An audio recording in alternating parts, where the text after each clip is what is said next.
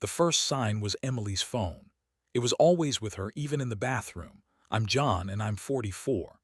Emily and I had been married for 15 years. We met in college, a whirlwind romance that felt like it was straight out of a movie. We built a life together in Seattle, a cozy home overlooking the Puget Sound, two beautiful kids, and what I thought was an unbreakable bond. But lately, something felt off.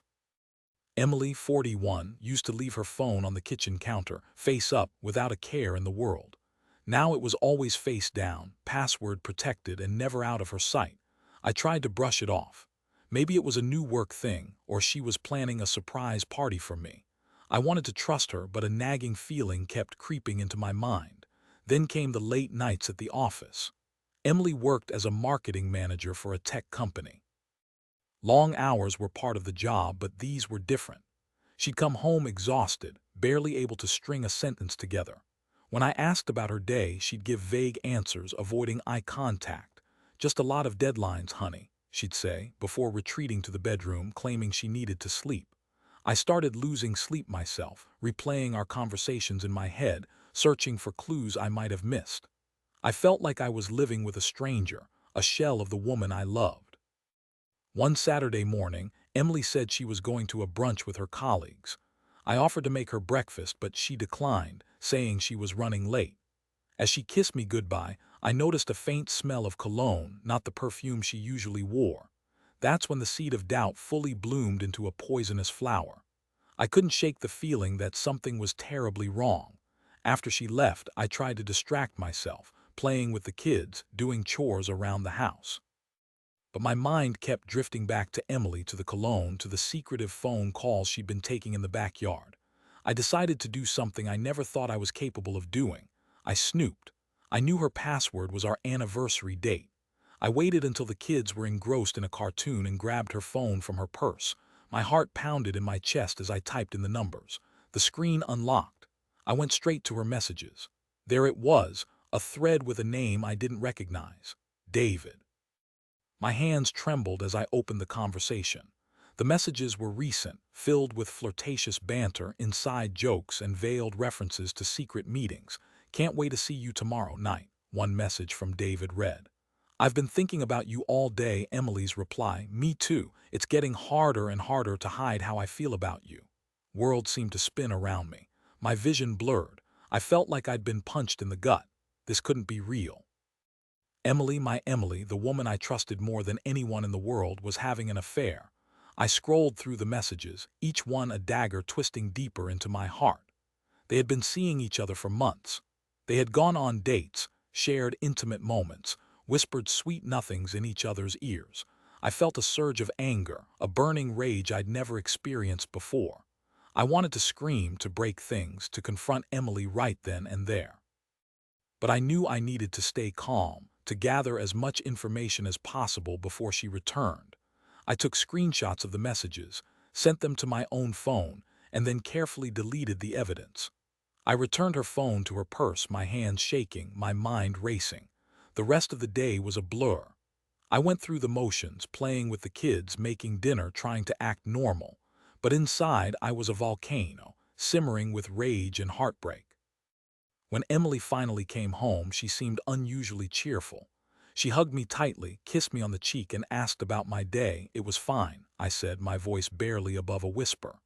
"How was brunch?" "Oh, it was great," she said, a little too enthusiastically. "We talked about some new marketing strategies. It was really productive." I wanted to scream, to accuse her of lying, to throw the messages in her face. But I held back. I needed to know more. I needed to understand why. That night, after the kids were asleep, I confronted her. "Emily, we need to talk," I said, my voice trembling. She looked at me, her eyes wide with concern. "What's wrong, honey? You seem upset." "Don't play dumb with me," I said, my voice rising. "I know about David." Her face paled. Her eyes darted around the room, searching for an escape. I don't know what you're talking about," she stammered. "Yes, you do," I said, pulling out my phone and showing her the screenshots of the messages. "This is David, right? The man you've been having an affair with for months." She didn't say anything. She just stared at the phone, her face a mask of guilt and shame. "How could you do this, Emily?" I asked, my voice cracking. "How could you betray me like this? After everything we've been through, tears streamed down her face. "I'm so sorry, John," she sobbed. "I didn't mean for it to happen. It just happened. It just happened," I repeated, incredulous. "You don't just accidentally fall into bed with someone. You made a choice, Emily. You chose to betray me, to lie to me, to break our vows." She tried to explain, to justify her actions.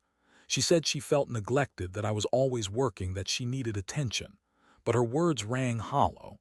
I couldn't believe anything she said. "I still love you, John," she said, reaching out to touch me. "Please give me another chance. I'll do anything to make this right." I recoiled from her touch. "I don't think I can, Emily," I said, my voice cold. "You've broken something inside me that I don't think can be fixed. I need you to leave." She begged me to reconsider, to go to counseling, to try to work things out. But I was adamant. I couldn't stay in the same house with her, knowing what she had done. I asked her to leave that night. The next few weeks were a living hell. Emily moved into an apartment downtown. The kids were confused and heartbroken. I tried to explain the situation to them as best as I could, but it was impossible for them to fully understand. I spent my days in a daze, going through the motions of work and parenting. At night, I couldn't sleep. I replayed our life together in my mind, searching for signs I had missed, wondering if our entire relationship had been a lie. I talked to my friends, my family, a therapist. They all offered their support, their advice, their condolences, but nothing could fill the void in my heart. I knew I needed to make a decision about our future. I couldn't stay in limbo forever.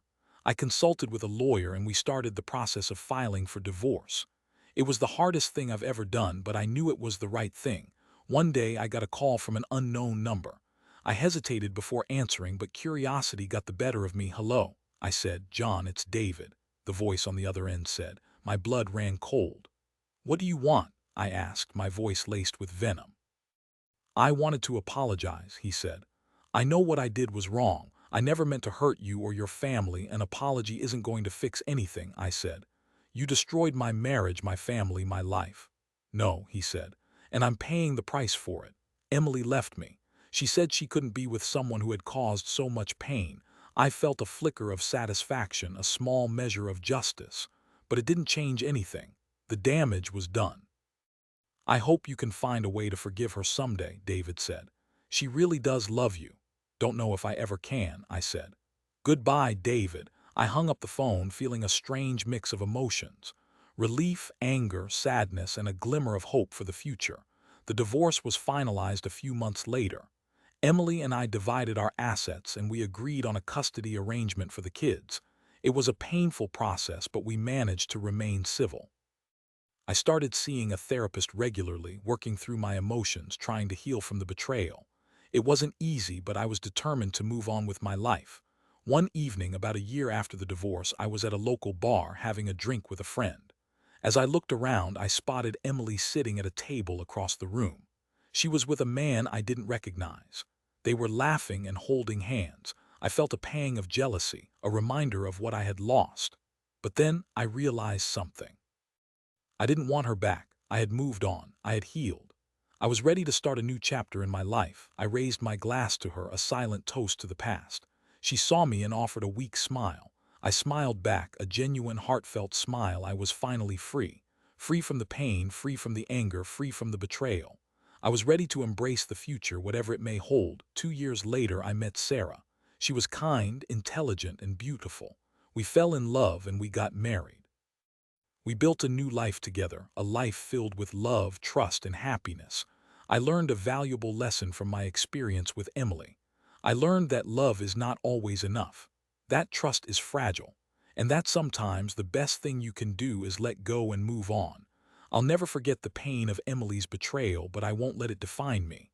I am John, a survivor, and I am ready to live my life to the fullest.